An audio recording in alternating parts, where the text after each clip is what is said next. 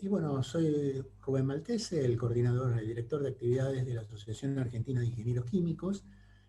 Y bueno, quiero darles la bienvenida a estas sextas jornadas argentinas de seguridad de procesos.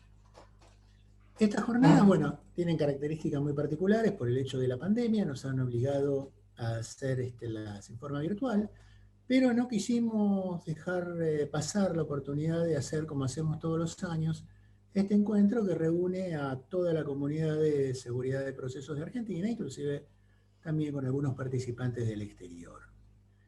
Las jornadas estas, bueno, como les dije, las vamos a realizar en forma virtual, las estamos haciendo en 2 días, hoy y mañana, en ambas oportunidades, aproximadamente entre las 14:30 y las 18:30 horas.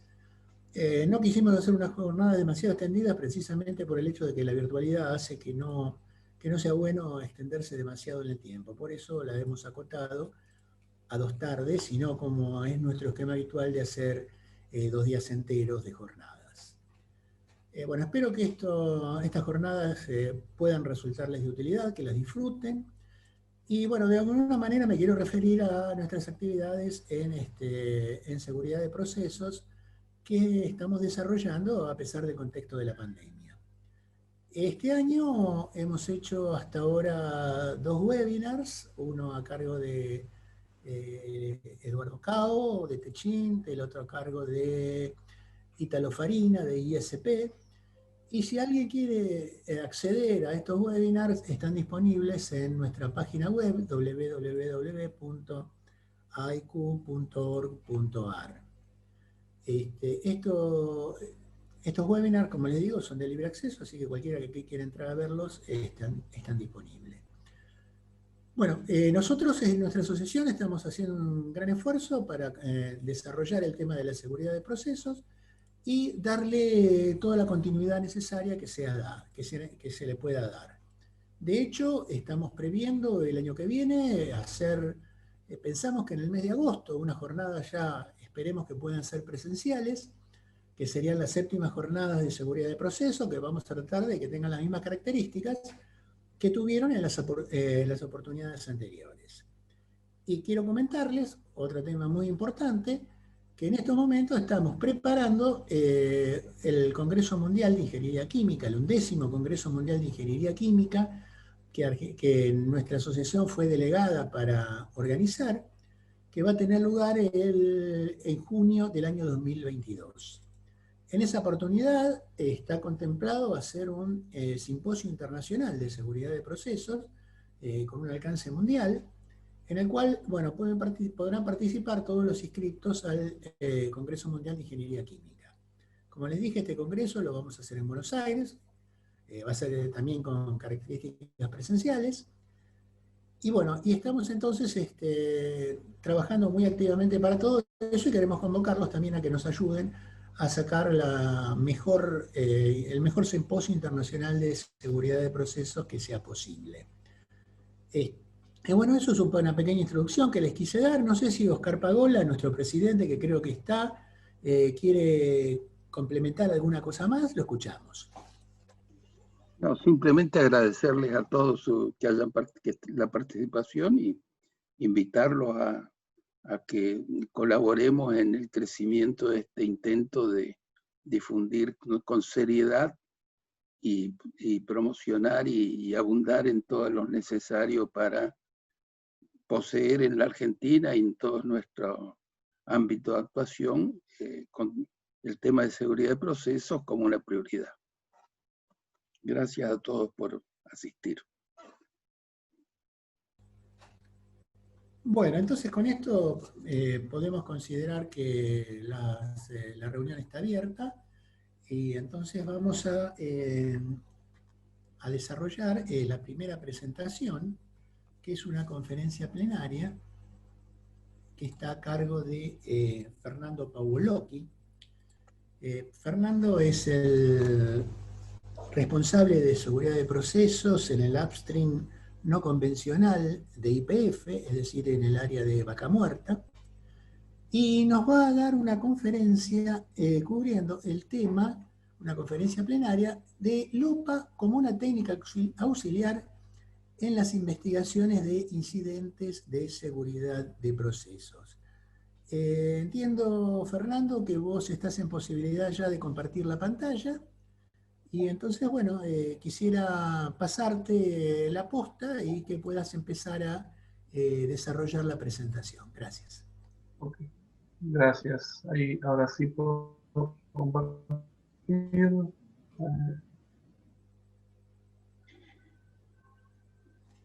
A ver si ahí se está viendo.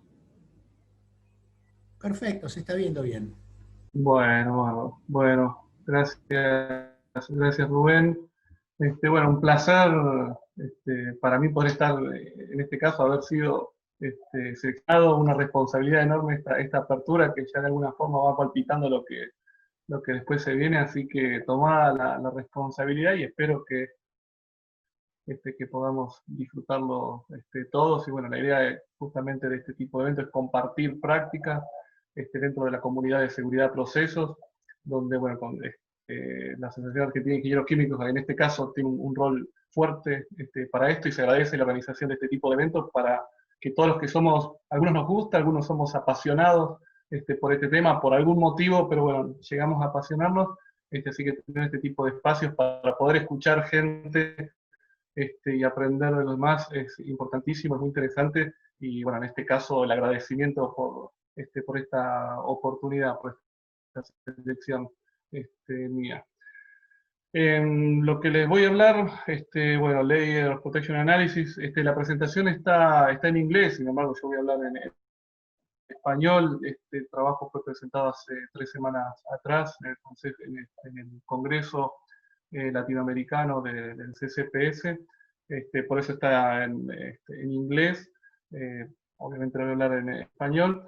Y bueno, para arrancar estamos hablando de seguridad, pero quería introducir como una breve charla, una mención, como esos 5 minutos de seguridad que inician en toda reunión, tenerlos también acá, y en este caso por algo que estamos viviendo todos, por lo que yo estoy en mi casa, algunos están en alguna oficina, algunos también el resto en sus casas, que tiene que ver con la pandemia, ¿no? Y dentro de seguridad de procesos usamos un término muy fuerte que tiene que ver con el sentido de la vulnerabilidad, ¿no? De no perder,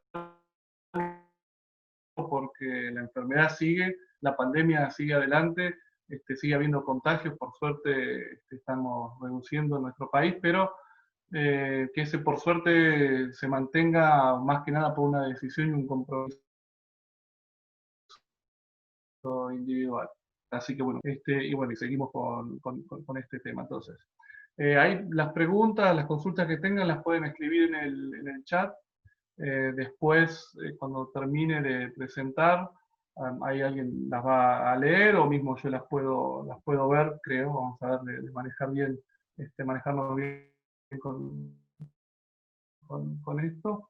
Y ahí iremos viendo. Ustedes vayan anotando mientras voy charlando para no perderse de nada, ¿no? Y no olvidarse lo que vamos a ver.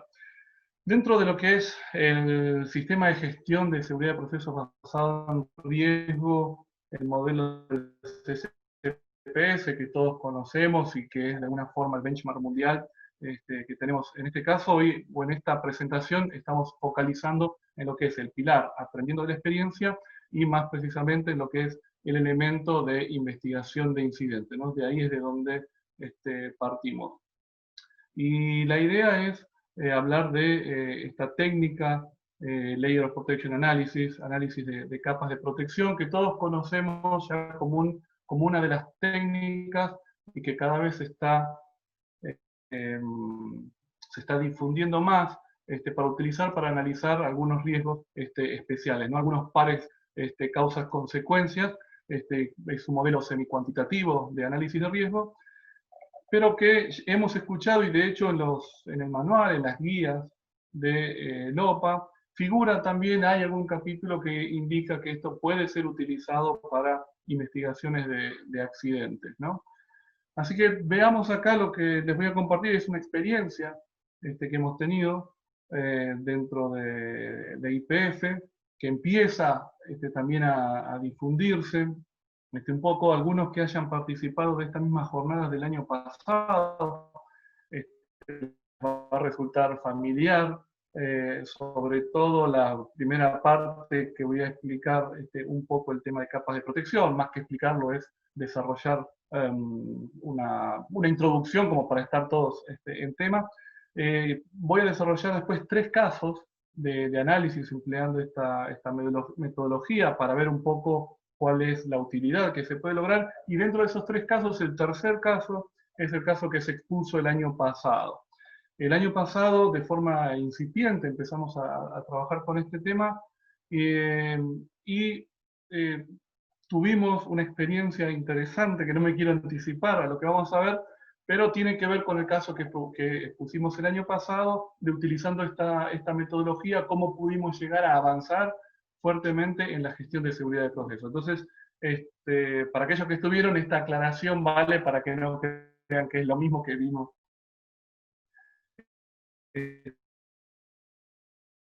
el año pasado, sino que es una evolución. Un primer paso y ahora como que estamos unos pasos más adelante y ya en esto queda como consolidado y la idea es compartir esta metodología con todos, ¿no? Entonces veamos cómo es esto. Como les decía, introducimos qué es capas de protección, ¿no? Después vamos a ver qué es el análisis de capas de protección. Teniendo un proceso industrial, un proceso químico, en este caso, figuremos como tenemos ahí en pantalla un separador, ¿sí? Que tenemos un fluido líquido y gas, por ejemplo, y en este esquema básico tipo PNID de un separador, tenemos líquido por un lado y gas por el otro, ¿no? Y entendamos que en principio proceso tiene un análisis, un riesgo inherente, un riesgo inicial que puede ser rojo, ¿no? Digamos, usamos una escala que sea uniforme, ¿no? Cada compañía tenemos nuestros nombres para llamar a cada uno de los niveles de riesgo, pero digamos que entre verde, amarillo y rojo está el esquema, y digamos que inherentemente tiene un riesgo elevado, un riesgo rojo, ¿no? Y ahí empezamos a hablar de las capas, ¿no? La primera capa, lo que aparece ahí abajo, estamos hablando del proceso, o sea, nosotros diseñamos el proceso para que hagamos de cuenta de que lo que estamos graficando, que vamos a seguir graficando en que apareció abajo a la izquierda del esquema, es el nivel de líquidos dentro de ese separador, ¿no? Y la primera capa de protección, como decía, es el diseño de proceso. Un diseño que lo vamos a pensar de forma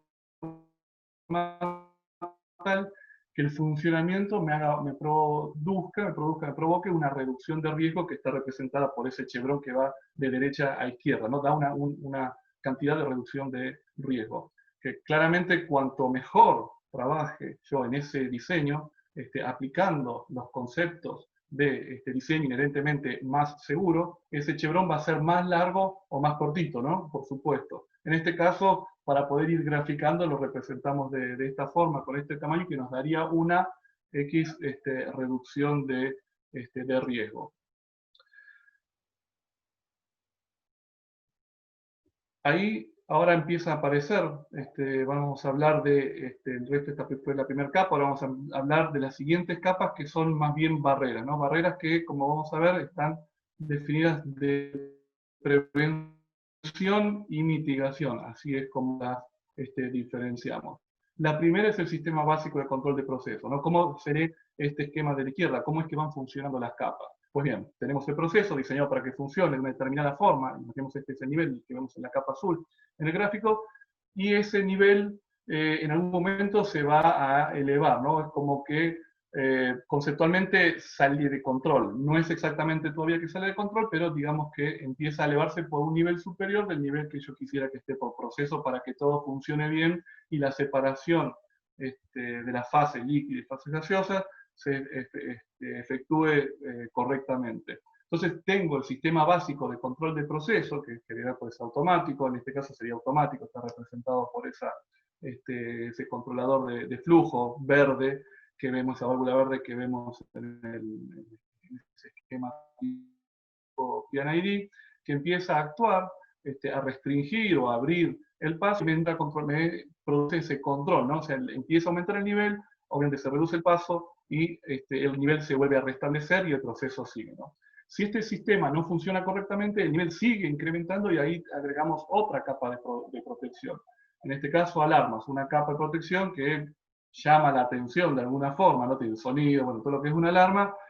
Actúa una persona, tiene que intervenir manualmente, así como se le llama, y actúa, y como vemos en el gráfico, el nivel vuelve a restablecerse a la situación de proceso y otra vez estamos en control. Como vemos, cada capa va agregando un chevrón hacia la izquierda, una flecha, reduciendo entonces el nivel de riesgo de ese proceso. Si esta alarma, si el operador no puede actuar bien o actúa pero no funciona el sistema, agregamos una capa más, que es la capa del sistema instrumentado de seguridad, de enclavamientos, también como solemos llamarle. Y hasta aquí tenemos las capas de prevención, ¿no? A partir de ahora empiezan las capas de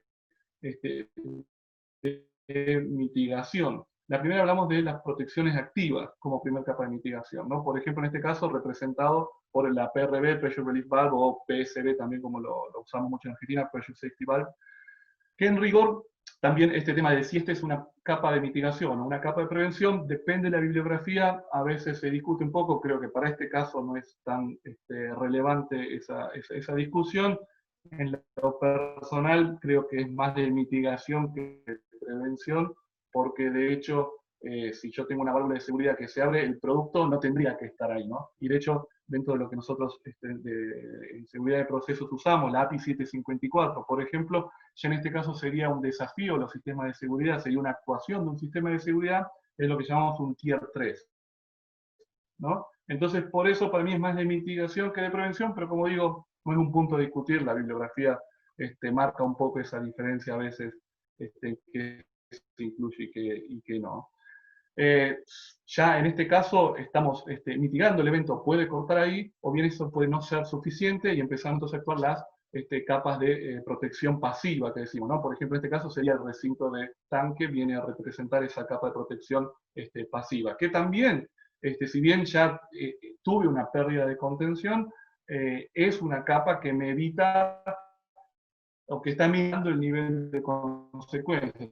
Así que el nivel de riesgo también es afectado positivamente en el sentido de llevarlo a la izquierda.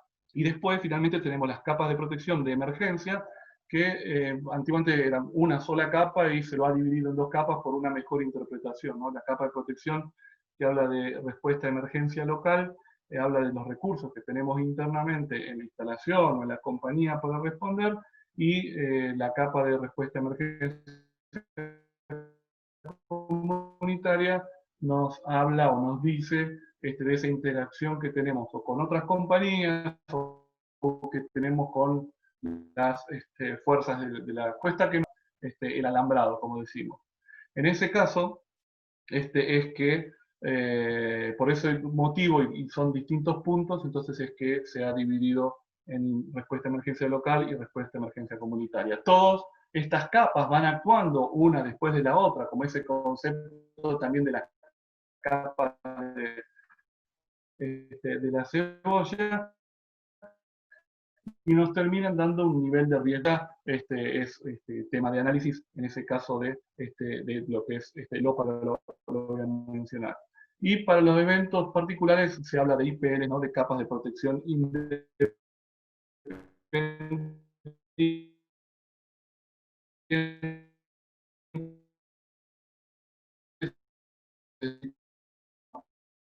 Otras ante un determinado evento, como un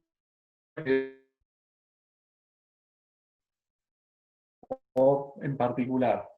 Cuando hablamos de, ahora vamos a lo que es LOPA, ya lo que es el análisis de capas de protección, teniendo un esquema como este que vemos acá, ¿no? Un peligro que puede encaminarse hacia unas pérdidas, ¿no? Un camino del desastre, como le llamo ahí, es lo que representa un incidente, ¿no? Que es lo que nosotros analizamos, cambiando ese peligro por el evento iniciador, que tiene una frecuencia, o que puede tener una frecuencia determinada en X veces por año, ese evento iniciador, y en el medio le ponemos las barreras. Cada barrera que tiene su propia probabilidad de falla en demanda, es decir, cuando son demandadas, falla uno de cada tantos veces, ¿no? Lo que llamamos siempre 10 a la menos 3, 10 a la menos 2, bueno, lo que vamos poniendo, a veces hablamos de crédito. Esto es lo que analizamos con LOPA como técnica de análisis de riesgo, que básicamente lo que hacemos es establecer cuál es la frecuencia de ese evento iniciador, afectarlo por la probabilidad de falla en demanda de las barreras que hemos identificado, y eso nos termina dando una frecuencia por la cual se pueden dar esas pérdidas, ese evento accidental, también en un valor de cantidad de veces por año.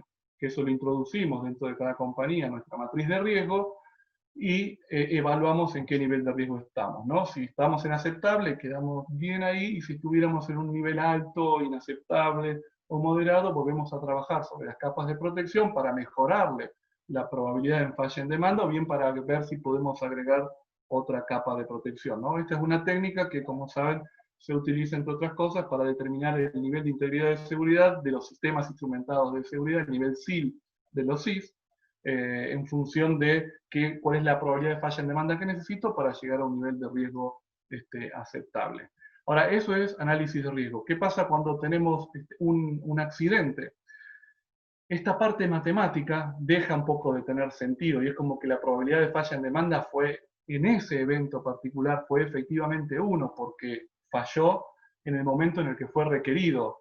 La demanda ocurrió, falló, y por eso llegamos al evento accidental, o hasta la barrera que cortó el evento, y en ese sentido va a ser las consecuencias si estábamos hablando de una barrera de mitigación, ¿no? Claramente que no es exactamente así como lo dije, pero el concepto de falla de esas barreras es así, ¿no? Y ahí es donde vamos a cómo usar esta técnica LOPA en investigaciones de incidentes, que no es exactamente la parte matemática, sino la parte gráfica, por lo menos la que surge de la experiencia, ¿no? O sea, cómo recorrer ese camino que antes era potencial cuando hacíamos el análisis de riesgo, que teníamos unas barreras que podían fallar, en este caso efectivamente fallaron, efectivamente tenían huecos famosos que también usamos esos conceptos del queso suizo, y tuvimos las pérdidas, y cuando hacemos la investigación, ese camino al desastre, que va de izquierda a derecha, desde el evento inicial de las pérdidas, cuando hacemos la investigación del accidente, vamos a analizar desde las consecuencias hacia las causas. Y a través de técnicas distintas, hay muchas técnicas de análisis causa-raíz, espina de pescado, 5 por qué. Lo que pongo acá en el medio es la técnica de los factores causales que tenemos en IPF, que empleamos en IPF. Y esas son las técnicas de investigación que vamos a utilizar, o que utilizamos eventualmente. Depende de la gravedad del evento, depende de la propia política o procedimientos de la compañía para investigar. En este caso, lo que vamos a hacer atravesando las distintas capas de protección, como vimos antes, hasta llegar a ese evento accidental, a ese evento de pérdida. Vamos a ver 3 casos, ¿no? Como les decía antes. Bueno, vamos a ver el primer caso. Es una pérdida de contención, como vemos desde un separador. En este caso no es exactamente la imagen, este evento no es un evento real, es un evento basado en hechos reales que hemos tenido. De hecho, esta es una imagen como está acá, que es pública, sacada de internet, pero representa muy bien lo que vamos a analizar, ¿no? O sea, digamos que durante la operación de esta instalación, un operador cierra accidentalmente, equivocadamente, una válvula de salida, y 15 minutos después se produce la rotura de una junta, y tenemos entonces esta pérdida de contención de petróleo, como la estamos viendo en este caso. Un evento que termina siendo clasificado como Tier 1 de acuerdo a la API 754, sin otras consecuencias ni personales, ni de incendio, nada pudo ser contenido después, pero bueno, de acuerdo a la cantidad de sustancia con pérdida de contención, el evento quedó caracterizado, clasificado como Tier 1. Vamos a analizarlo aplicando la técnica de los 5 por qué, a los efectos de hacer un análisis sencillo para lo que estamos explicando, ¿no? Claramente podríamos usar causa raíz o espina de pescado, pero se nos iría demasiado tiempo en esto que no es el foco. De todas formas, podría aplicar tranquilamente. Si aplicamos la técnica de los 5 por qué, podemos llegar a este análisis, ¿no? O sea, se rompió una junta y tuvimos una pérdida de contención primaria. ¿Por qué? Porque hubo una sobrepresión dentro del equipo, del separador, porque hubo la separación, esa sobrepresión, porque hubo esa falla. ¿Por qué lo hizo? Porque malentendió, malinterpretó un instructivo. ¿Y por qué? Porque el instructivo estaba pobremente redactado, no era claro. Entonces ahí llegamos, con esta metodología, lo que es el root cause, decimos que el sistema de estandarización no era adecuado, no era claro. Entonces apuntamos a acciones de mejora que tengan que ver con esto, ¿no? En este caso, digo, bueno, hacer instructivos más fácil, gráficos. Puse algunos conceptos que se vienen ya trabajando cuando hablamos de procedimientos y de cómo mejorar los procedimientos para que sean mejor utilizados. Interpretados, en definitiva, empleados, afectan. Hacemos un análisis de causas y llegamos a esta causa. Si hubiéramos hecho por otra técnica, probablemente lleguemos a otras causas, pero siempre partiendo de esta rotura, de la sobrepresión, de por qué se produjo la sobrepresión y así. Y eso está bien, no está para nada mal. Veamos ahora cómo analizamos este incidente empleando LOPA. Tenemos el evento incidental, tenemos el esquema, que usamos el mismo esquema que empleamos para explicar el modelo de capas de protección. En este caso, hablando del peligro, que sería el hidrocarburo presurizado, y ponemos una barrera que sería la pared del tanque prácticamente, y sus elementos, que sería esa contención primaria, en definitiva, ¿no? Que hablamos. Y acá tenemos entonces esa barrera y tenemos ese peligro. Vamos a analizar esto por capas de protección. Aparece la primera capa, que hablamos de proceso, del diseño, del proceso, y como vemos, aparece también obviamente como una barrera. Cuando hacemos el análisis de esto, vamos a ver qué pasó con ese diseño. Y ahí lo que hallamos es una falla, una falencia, en el cual identificamos que el proceso durante los años se había incrementado la presión de trabajo dentro de la máxima presión operativa de ese separador del tanque, de esa parte del tanque, digamos, pero sin análisis detallado del resto de los componentes. No había análisis de riesgo, tampoco asociado. En definitiva, se ve que no hay un manejo del cambio. Entonces ahí vemos el problema. Hubo un diseño en un momento, pero que algo fue afectando ese diseño sin un apropiado manejo del cambio. Eso es lo que nos dio en esta capa de protección, nos define un agujero, que es lo que representamos ahí, ¿no? Si vamos a este modelo de capas, asimilándolo al modelo del queso suizo, vemos ahí como las barreras, cada capa es una barrera, y ahí le vemos ese agujero. Vimos un agujero en esta capa del diseño del proceso, a partir de haber tenido cambios no bien gestionados, lo que llamamos manejo del cambio. El sistema de control de proceso, también vemos que asociado al punto anterior, la válvula ya no era tan adecuada para manejar los fluidos, todos los cambios que hubo en el tiempo que se mencionaron antes. Entonces ahí también tenemos un agujero. Además, que le agregamos en esta parte del sistema de control en general, lo que fue ese error en la operación, ¿no? Algo que también nos dio entonces un agujero en esa capa, en esa barrera del sistema de control de proceso. Y así seguimos avanzando. La siguiente capa, que es alarma, cuando analizamos dentro de este incidente, vemos que el operador de la sala tenía muchas tareas, no solamente lo que era el control de alarma, sino también tareas administrativas, de control de producción, de informes de producción.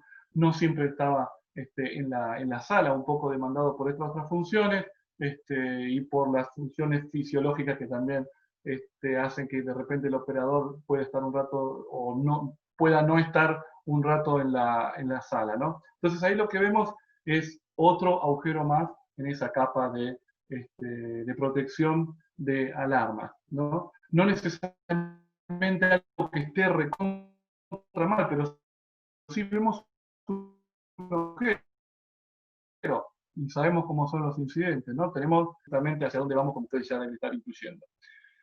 La siguiente capa, sistema instrumentado de seguridad o enclavamiento, que es lo que vemos cuando se analizó, vemos que el sistema tenía un sistema de instrumentado de seguridad, pero tenía una falla mecánica el actuador, ¿no? Entonces, al momento de ser demandado, como decíamos antes, su probabilidad de falla en demanda iba a ser 1, efectivamente así lo fue. Y bueno, vemos cuestiones que hacen que al avanzar sobre cada punto en particular, vamos analizando cuáles fueron las falla, ¿no? En este caso también una falla durante la puesta en marcha, ¿no? Algún daño mecánico durante la puesta en marcha que no fue evidenciado, que no fue identificado y que finalmente termina con esa capa de protección con un agujero. Protección activa, la PRB, no fue efectiva, pero tenía fallas de calibración, entonces abría la presión que tenía que abrir, pero no con suficiente flujo, es decir, enviaba el producto donde lo tenía que enviar, al flare, otro tanque, pero no en la cantidad suficiente como para poder aliviar ese aumento de presión que el recipiente estaba teniendo por dentro. Entonces, una capa que existe, pero también con un agujero. Protección pasiva, en este caso la protección secundaria, no estaba diseñada para este evento, ¿no? O sea, como vemos, tenemos esta instalación con un muro, abajo un muro que es típicamente para cuando vos tenés un derrame a presión atmosférica, ¿no?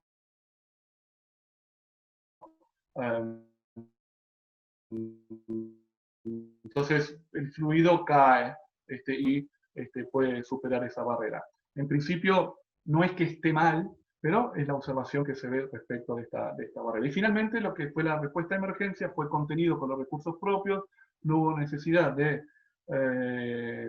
responder con recursos externos, tampoco hubo afectación hacia afuera, con lo cual esa última capa de respuesta de emergencia comunitaria no fue requerida, pero sí durante la investigación, aplicando esta técnica, se revisa a ver cómo está y no se vio ningún problema en esos dos casos. Entonces, esto es lo que se ve utilizando esta metodología y claramente, como decía hace un rato, lo que pasa cuando tenemos un incidente es que se alinean todos esos objetos y finalmente tenemos ese evento de pérdida, ¿no? Eso es lo que representamos con esta figura que va apareciendo ahí, que va traspasando una capa a la otra. Y esto es el concepto de emplear capas de protección para el análisis de un incidente. Tan simple como esto, pero vamos a ver todas las aristas que tiene, ¿no? O sea, básicamente hemos demostrado en un incidente concreto ese esquema teórico que apareció ahora a la izquierda, que va desde ese peligro hacia el evento de pérdida, traspasando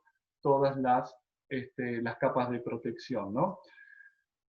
Y entonces, ¿ahora qué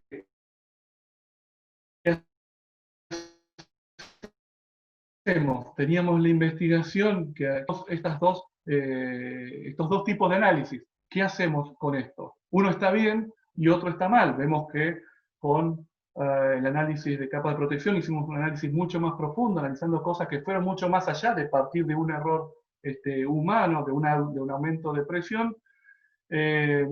Y por el otro lado terminamos en una sola causa raíz, un evento asociado solamente al factor humano, que si hubiéramos empleado otra de las técnicas probablemente se hubiera abierto más, o probablemente no, claramente se hubiera abierto más, pero no sé si tanto como este caso. O bien al revés. No, esto no fue una técnica de investigación de incidente. La técnica también está mal. Bueno, este es el punto. Y el punto es que llamamos investigación, o el trabajo se llama investigación de incidente con LOPA. O sea, con LOPA, destaco esto, ¿no? Es la suma de las dos cosas. No es una u otra. No es LOPA como técnica para investigar, sino que es como una técnica auxiliar, ¿no? La técnica de investigación de accidentes tiene el objetivo principal de buscar causas, ¿no? Ese es el objeto principal para después promover o producir recomendaciones de corrección de esas causas.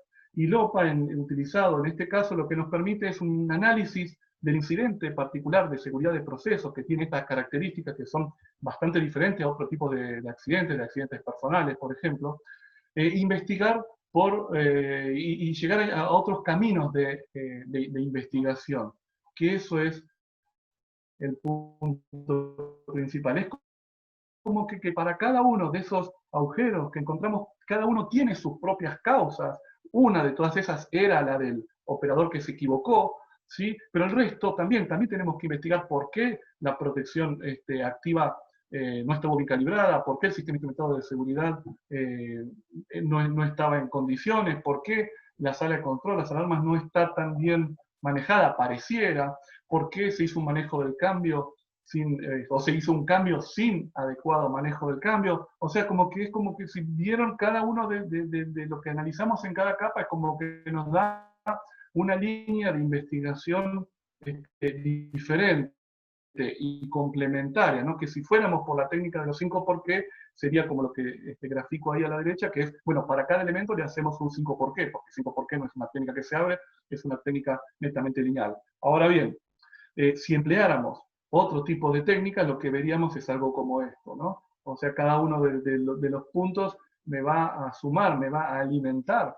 esas técnicas de investigación. Ya sea que usemos espina de pescado, va a ir a parar cada uno de estos tipos a uno de las ramificaciones que tiene esa técnica, una que habla de los equipamientos, una que habla de las personas, otra que habla sobre los materiales, otra que habla sobre los procedimientos. Así es como que nos va alimentando este análisis. Si usamos la técnica de causa-raíz, es como que esas piezas que fuimos encontrando a través del análisis por capas de protección me va a ir respondiendo en realidad y abriendo esas ramificaciones, dándome explicaciones a por qué se fueron abriendo esas ramificaciones y que tienen que ser investigadas, ¿no? Porque esta técnica me está sirviendo, como ya van viendo, para ir viendo cosas que han fallado, que cada una tiene a su vez su propia causa, y por eso es una técnica complementaria. ¿Y qué es lo que vamos a obtener como beneficio? Como ven, son más caminos de investigación, vamos a poder ir más profundo en las investigaciones de incidentes de seguridad de procesos, vamos a tener conclusiones más certeras en cuanto a lo que estamos investigando, por ende vamos a tener más y mejores lecciones aprendidas y mejor y más efectivas recomendaciones, ¿no? Más recomendaciones que sean más fuertes en cuanto al evento que estamos investigando. En definitiva, lo que vamos a tener, empleando LOPA dentro de las investigaciones de incidentes como una técnica auxiliar, son investigaciones de incidentes de seguridad de procesos mucho más efectivas. ¿Y dónde? ¿Cómo lo vamos a usar? Bueno, acá todos conocen dentro de lo que es el ámbito de investigación de incidentes, para decir viejo, ya estamos ahí. Tiene sus años la técnica de las 4P, ¿no? Posición, partes, personas y papel. Papel que en realidad son registros, ¿no? Algunos ya le llaman 3P más R por registro, porque hoy los registros ya no son en papel, son en digital, o le cambian por una D, o a su vez a veces le agregan, le hacen la 5P. Bueno, en definitiva esto tiene sus matices, pero en definitiva tenemos técnicas que empleamos también dentro de los procesos de investigación para buscar, entonces, evidencias, ¿no? Como una técnica de búsqueda de evidencias, de hallazgos que nos permitan resolver o darnos el pie para caminos de investigación. La propuesta, en este caso, es 4P más LOPA. LOPA como una técnica dentro de esas técnicas de investigación o de búsqueda de hallazgos, de desvíos, de evidencias, ¿no? Que nos ayude ahí. Es como que el encaje de LOPA dentro del rompecabezas de investigación es dentro de la búsqueda, ¿no? 4P más LOPA, hasta suena bien en español, en portugués, bueno, como fue la vez pasada, en inglés. Sí, 4P más LOPA como la técnica a emplear dentro de lo que son las investigaciones de incidentes. Vimos el caso 1, vamos a ver el caso 2. El caso 2 es emplear esta técnica dentro de como interpretación, como una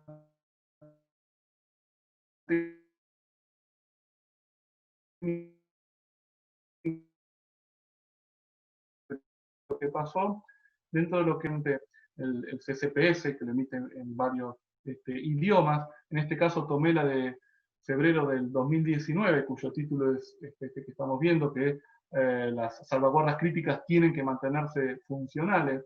Y básicamente nos explica un incidente donde ocurrió una bleve en una planta. No voy a leer bien profundamente el caso, esto bueno, está disponible, lo pueden buscar, pero básicamente por un corte de energía terminó en una bleve. ¿Qué es lo que explica este safety beacon de lo que ocurrió? Para empezar, aprovecho que tiene una parte que acabo de subrayar ahí en verde, que dice que la planta fue diseñado con varias capas de protección. O sea, el concepto de capa de protección estaba incluido en el diseño, ¿no? Abajo, ¿se acuerdan? Que a su vez esa capa de protección que se usa diseño es la determinante. De todas las capas es la más importante, porque a su vez dentro de esa capa se diseñan las capas siguientes, en realidad.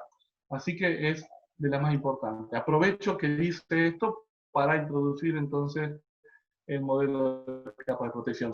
Aunque no lo hubiera dicho, ya por lo que vamos a ver a continuación, igualmente lo hubiera incorporado, pero vamos a analizarlo desde este punto. ¿Qué me dice? Me dice que el sistema de control de presión fue puesto en manual. Entonces, lo que vamos a ver en el modelo, ya aparece un agujerito en el sistema de control, que fue puesto manual, o sea, una vulnerabilidad ya de ese sistema, que era automático, fue manual. ¿Está mal? No, no está mal. Simplemente le da un agujerito a ese sistema, ¿no? Aparece agrego otro agujerito en el sistema de alarmas, porque acá creo que con buena intuición digo, si el sistema fue puesto en manual, y por lo que vamos a ver a continuación, que también hicieron, es evidente que si había alarmas, por lo menos las silenciaron, o las bypasearon, o las pusieron fuera de servicio, ¿no? Así que ahí también tenemos un agujerito ya en dos capas. El interlock de alta presión, o sea, el sistema instrumentado de seguridad que detecta alta presión, también fue bypaseado directamente, ¿no? Fue sacado fuera de servicio. Otro agujerito más en esa otra, los límites de la presión de diseño del sistema, ¿no? Agujero en la capa de diseño, que también me aparece ahí.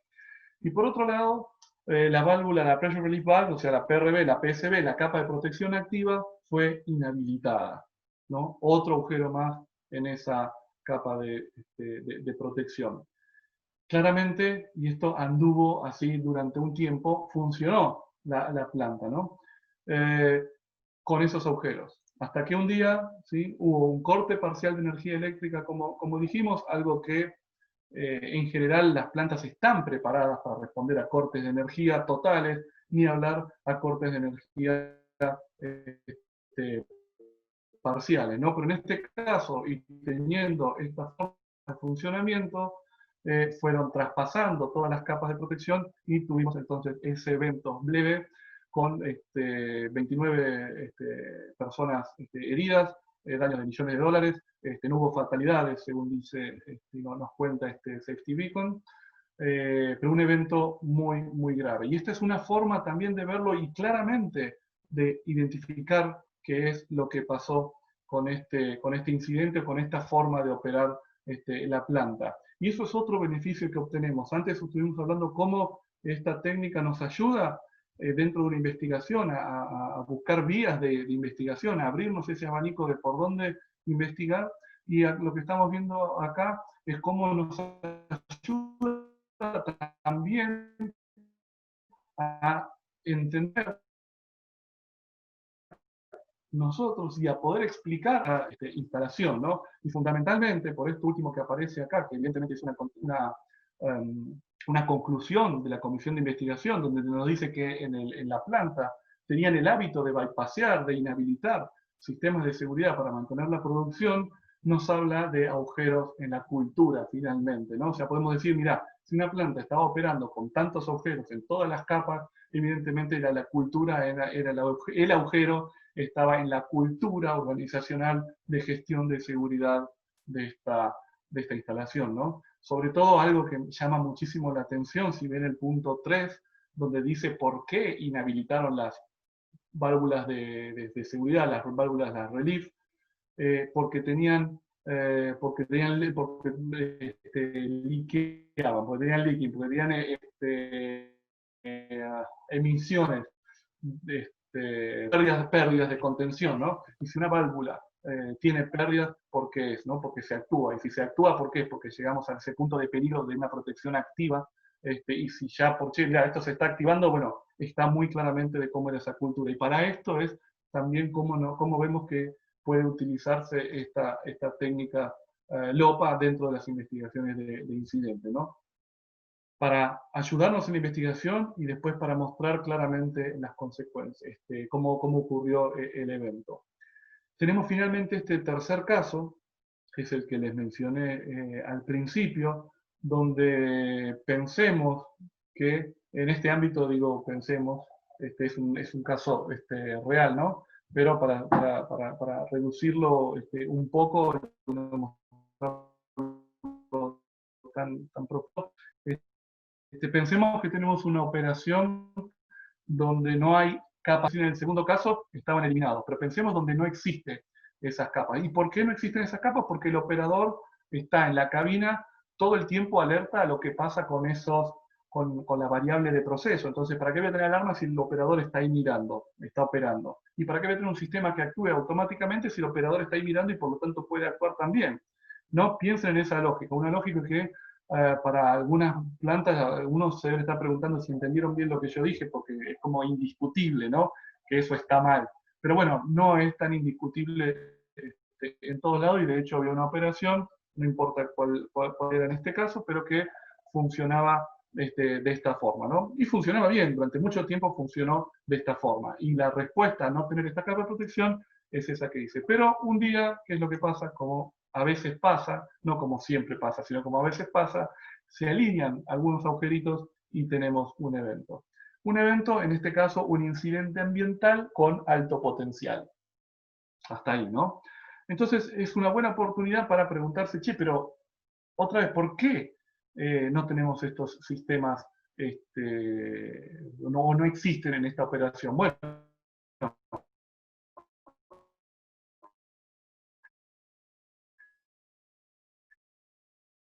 las grandes compañías, ¿no? Respuesta, trabajan de esta forma. Esa es la respuesta. Es la forma de trabajo, entonces no hay una falencia. Si vos analizás una investigación de incidente, en este caso, no hay un desvío. Entonces vos no podés decir que, no tenía alarmas o el sistema instrumental de seguridad no tenía. No, porque la forma normal es, entonces vos cuando haces una investigación de incidente, lo que ves es lo que se desvió respecto de lo que tenía que ser. Pero si lo que tenía que ser era sin estas capas, entonces no hay desvío, entonces no hay investigación de accidente que apunte ahí. Sin embargo, dentro de esta investigación, el grupo de investigación aceptó emplear esta técnica, este modelo como una técnica auxiliar dentro del proceso. Bueno, ok, dele, vamos a usarlo. Así, ¿no? ¿Y en qué resultó? Quedó demostrado entonces la necesidad de esto, el concepto del incidente que ocurrió cambió de pensarlo como un incidente ambiental a un evento de seguridad de procesos Tier 1 y alto potencial. A toda esta comunidad que le estoy hablando entienden muy bien lo que es pasar de un incidente ambiental a un incidente de seguridad de procesos. Es todo un cambio fuerte dentro de una compañía, pensar que un derrame no es un derrame, sino que es un evento de seguridad de procesos con una consecuencia de derrame que afectó al medio ambiente. Es todo un cambio muy grande poder lograr eso.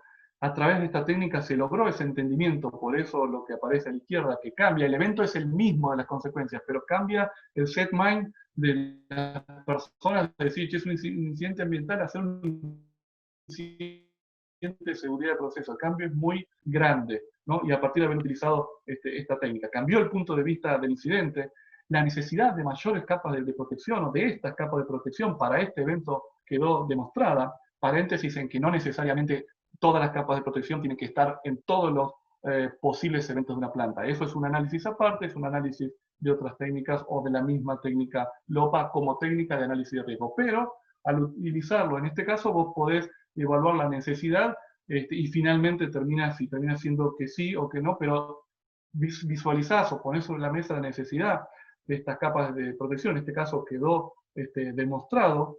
El management compró PSM, ¿no? O sea, compró la idea de Process Safety como algo a incluir dentro de este tipo de operaciones que no estaba incluido, no era algo chino, por acá seguridad de procesos es de la planta, de la petroquímica, de la química, ¿qué venimos a hablar de seguridad de procesos acá? Bueno, compró a partir de entender este incidente de esta otra forma y se desarrolló un plan específico de avance de seguridad de procesos, cuyo primer paso es entrenamiento, capacitación en por qué process safety, por qué seguridad de procesos en este tipo de operación.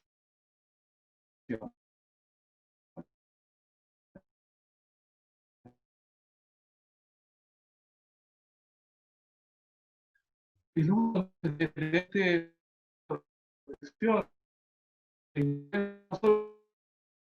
operaciones, ¿no? Al nivel máximo de la compañía de este tipo de operaciones. Y esto entonces que el mundo trabaja de esta forma, lo hemos podido cambiar, ¿no? Es como ese, bueno, ahí pongo una frase un poco bastante ambiciosa, ¿no? Como que podemos cambiar el mundo para mejor.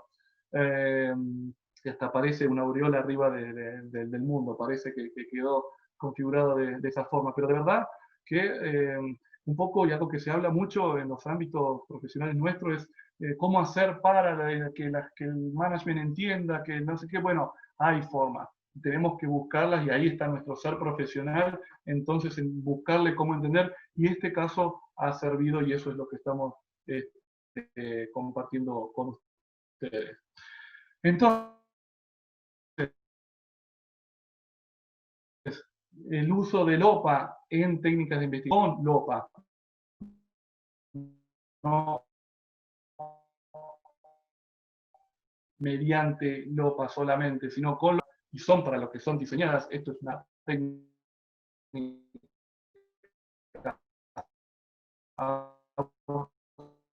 auxiliar, ¿sí? Nos permite para el propio equipo de investigación, durante la investigación, pero para mostrarlo después también y como una herramienta comunicacional, ¿no? En ese safety beacon, por ejemplo, que les mostraba, si hubiéramos tenido el incidente mostrado con ese esquema de capas de protección, es como para que, entiendo yo, y no sé si lo comparto, nacional y de entendimiento de otras personas, ¿no? Sirve también para demostrar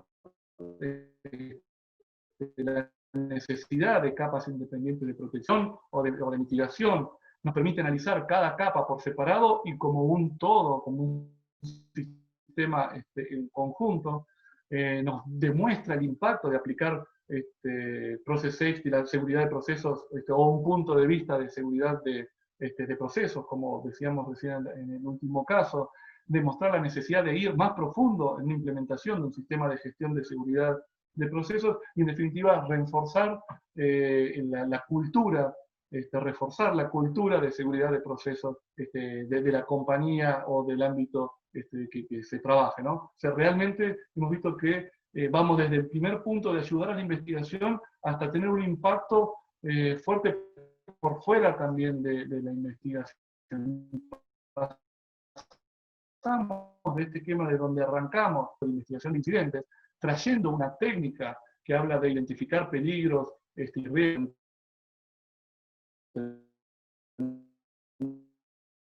los peligros y riesgos, de analizar elementos, la traemos a lo que es el elemento de investigación de incidentes y vemos como hay un feedback altamente positivo en lo que tiene que ver con esto de los a la hora de ir analizando las fallas de cada uno vas encontrando cosas que van, como que se va abriendo y terminamos cerrando el ciclo completo asociado a esa gestión de seguridad de procesos basada en riesgo. Y bueno, y como extra bonus, digamos en este caso, que tenemos un poquito más de tiempo, algún tema muy relacionado con esto, y que si recordamos eso que decíamos, que habíamos visto sobre un evento iniciador que tiene ese camino hacia las pérdidas, ¿no? Como un principio conceptual, y el esquema de barreras que después le aplicamos, y vemos ahí, como vemos a la derecha, lo que es un análisis de causa raíz. Por ejemplo, cuando le colocamos la barrera, lo que estamos haciendo es como inclinando 90 grados ese concepto de barreras, de las capas de la cebolla, Y si gráficamente y jugando hacemos lo mismo con el análisis de causa-raíz, pero a partir del evento vemos las posibles, cómo van abriéndose camino hacia distintos tipos de consecuencias, llegamos a un gráfico que ya todos conocemos, y ese es el objeto de este extra bonus, que no es ni más ni menos que la metodología o técnica de análisis de peligros del Bowtie, ¿no? Que es una técnica que fundamentalmente se usa para análisis de peligros y barreras, donde no es la idea entrar a explicar lo que es el Bowtie. Básicamente se conoce, donde tenemos a la izquierda, estamos viendo lo que son las amenazas, vamos pasando por las distintas barreras preventivas, llegamos al evento tope y después hacia el camino hacia las consecuencias con sus correspondientes barreras de mitigación, ¿no? Prevención, mitigación, barreras, es un concepto muy atado justamente a lo que veníamos diciendo y charlando recién, desde el punto de vista de Layer of Protection Analysis como técnica.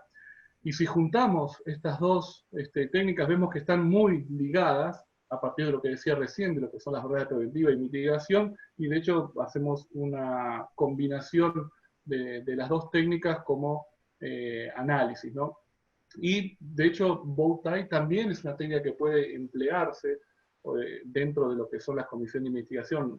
Repito, no como técnica de análisis, como técnica de investigación, sino como ya vimos, como una técnica auxiliar.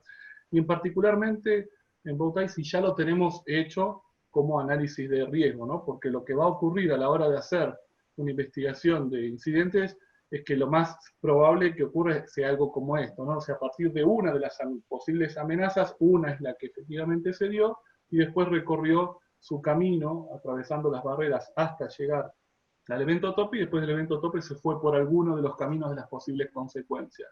Aunque en el término de consecuencias, en general se da más de uno de esos caminos, ¿no? Porque muchas veces en Bowtie analizamos las consecuencias ambientales por un lado, las personales por otro, las industriales por otro, y en un evento, y particularmente de seguridad de procesos, en general se dan varias de esas consecuencias. Pero en definitiva, lo que vamos a tener como técnica, o lo que vamos a aplicar, es este concepto que gráficamente estamos viendo ahí, ¿no? O sea, tenemos análisis de riesgo, y uno de estos caminos fue lo que recorrió el incidente. Y de esta forma, entonces, así a modo de extra bonus, le agregamos a LOPA lo que es Bowtie también como técnica auxiliar en investigaciones de incidentes, solo que, bueno, Bowtie es más particularmente aplicable si ya tenemos un Bowtie previo, ¿no? Ya que en lo que es análisis de capas de protección, como técnica LOPA, como concepto, lo que vamos a ir viendo es cómo fueron las diferentes capas apareciendo y qué es lo que había o lo que no había ahí, también como vimos en los tres casos de ejemplo. Y bueno, hasta acá los que tenía para presentarles. Les agradezco la atención. Bueno, ahí vamos a responder las preguntas. Y bueno, no sé si hay alguna consulta. Bueno, Fernando, te agradecemos tu presentación, muy buena, muy clara. Y sí, hay una pregunta de Agustín Caivano, que pregunta de que cuando utilizan el método LOPA, ¿utilizan valores de frecuencia o solamente cualitativo? Ok. Sí, LOPA como técnica de investigación, como técnica de análisis de riesgos, se usan los valores de frecuencia, tanto de la frecuencia de los eventos iniciador como partida, la probabilidad de falla en demanda de las capas, y finalmente llegas a la consecuencia a la frecuencia de la consecuencia, que es lo que te termina dando, es lo que metes en análisis de riesgo, ¿no? Como lo explicamos en los primeros slides. Ahora, para lo que es investigación de incidentes, de la forma que lo mostré, es una forma gráfica, y tal vez en términos cualitativos, para usar la palabra que vos definiste, pero bueno, también porque la parte matemática, a la hora de hacer la investigación del incidente, es como que la probabilidad de falla en demanda de las capas que han fallado es 1, entonces pierde un poco sentido matemático. Ahora sí, es muy útil como feedback de un LOPA, si lo tenés hecho. Vos tenés hecho un LOPA con las frecuencias, con la probabilidad de falla en demanda, como corresponde a la técnica. Ahora, cuando vos investigás un incidente, lo que parte de los outputs que te puedo dar empleando esta técnica que vimos recién, es un feedback sobre cómo se hizo el análisis de riesgo y a ver qué frecuencias se tomaron, y tal vez te cambie es el OPA, ¿no? Es como ese feedback desde la investigación del incidente hacia la técnica de análisis de riesgo. Como en un par de slides anteriores mostré cómo traemos una técnica de análisis de riesgo hacia un proceso de investigación de incidentes. Es un proceso de retroalimentación.